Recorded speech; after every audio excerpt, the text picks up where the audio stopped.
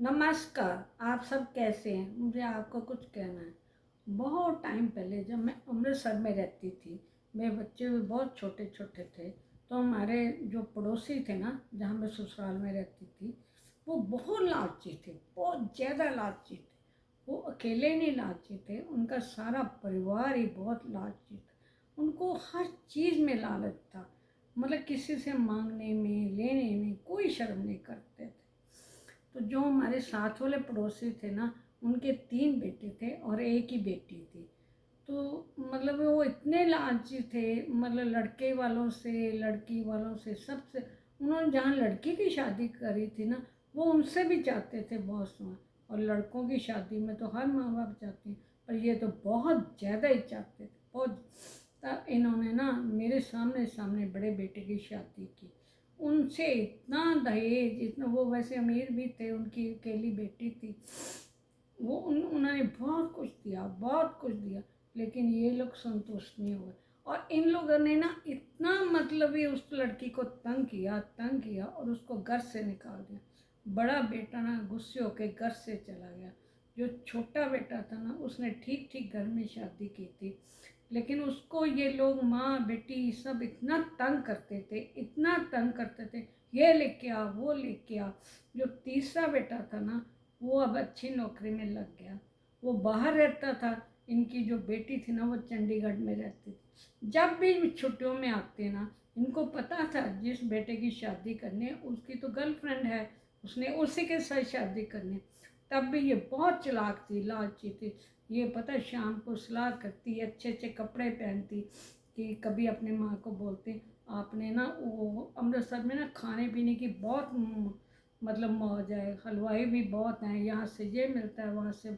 इनको जो भी मनपसंद चीज़ होती था, उसी मार्केट में उसी बाज़ार में ना ये लड़की देखने चली जाती। जबकि इनको पता था कि इनके भाई ने ना लड़की पसंद की, माँ को भी ये माँ बेटी रोज़ शाम को तैयार होते, तो ऐसे लड़की देखने चले।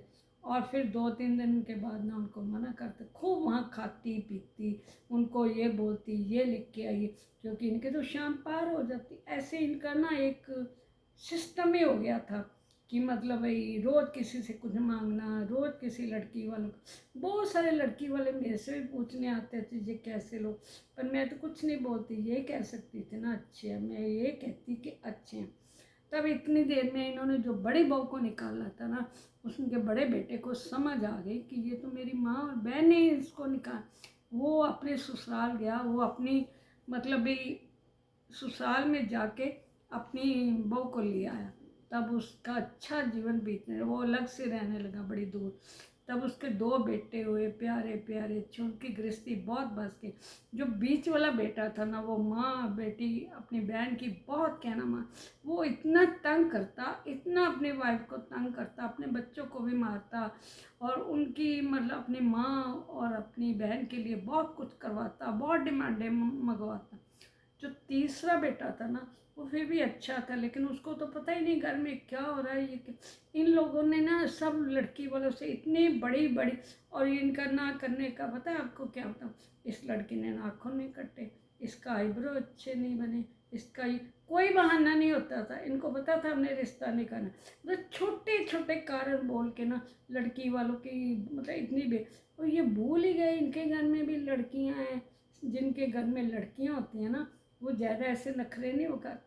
कल को अपनी लड़की के साथ भी क्या हो सकता है, ये तो सोचते नहीं। और दिनों दिन इनका लालच बढ़ता ही गया। जब इन्होंने अपने छोटे बेटे की शादी की, इन्होंने वही तौर तरीके अपनाने चालू कर दिए। पर लड़की वाले बहुत तेज थे, उन्होंने उनकी लड़की पढ़ी लिखी थी, उन्होंने शुरू से ही ना इनके लालच को समझ लिया, और उन्होंने मतलब इनको पहले ही बोल दिया, हम आपको 1 रुपया भी नहीं देंगे, आपने शादी करनी करो, नहीं करनी ना करो।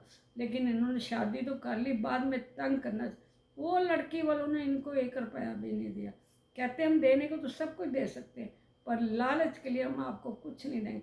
आप भी प्लीज़ लालच ना करिए, घर घर जाके दूसरे की माँ बेटी बहन को ना बदनाम ना करिए। जब आपको पता है कि तुमने रिश्ता नहीं करना, फिर ऐसा ना मतलब अच्छा नहीं लगता। भगवान तो देख रहा है ना, इंसान नहीं देखता, कोई बात नहीं, लेकिन आप भगवान की नज़रों में हमेशा अच्छे, क्योंकि सबके घर में बेटियां, आपकी बेटी के साथ भी जब कोई ऐसा करेगा तो आपको भी बहुत दुख लगेगा।